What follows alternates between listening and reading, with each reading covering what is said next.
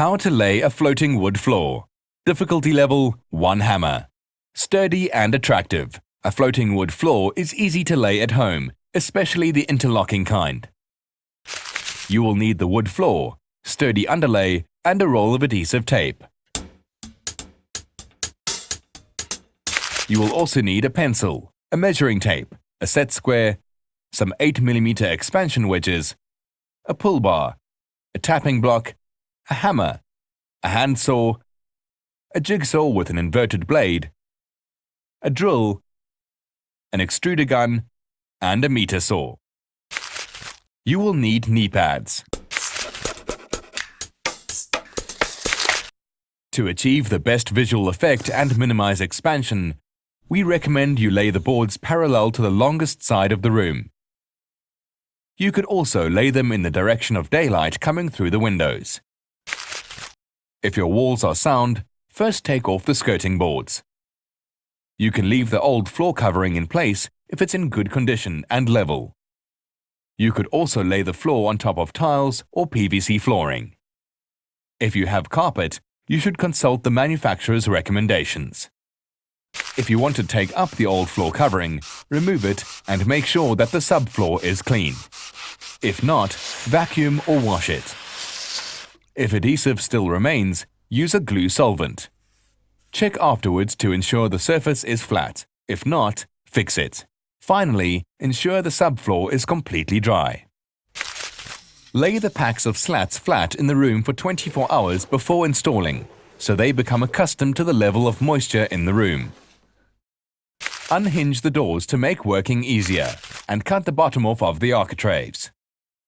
Place a slat upside down on the underlay, and cut while leaning on the saw blade. Remove the piece you cut off. A sturdy underlay muffles the sound of footsteps on the floor covering. Position the lengths of underlay at right angles to the slats of the wood floor. Join the lengths of underlay with white duct tape. On a subfloor with low temperature heating or reversible heating or air conditioning, a layer of polyethylene film must be placed beneath the underlay, just as for a ground floor room with no crawl space.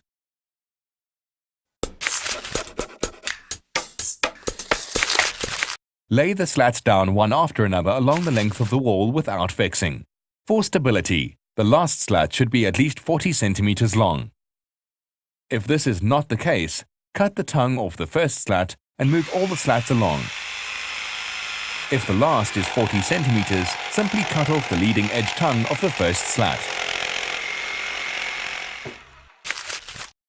To cater for expansion at the sides of the room, place 8mm expansion strips all along the walls. Lay the first slat, tongue side to the wall. The tongue of this first row will be cut off to allow for expansion. Insert the tongue of the next slat into the groove at the end of the first slat at an angle of 30 degrees. Lower the slat to lock it in place. Keep doing this with all the slats, remembering to add the expansion strips all along the wall.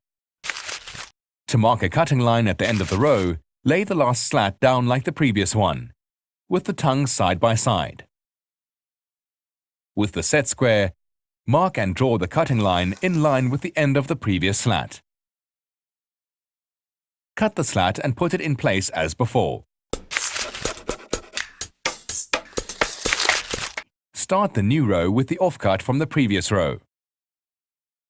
From one row to the next, the joint at the end of each slat should be staggered by at least twice the width of one slat.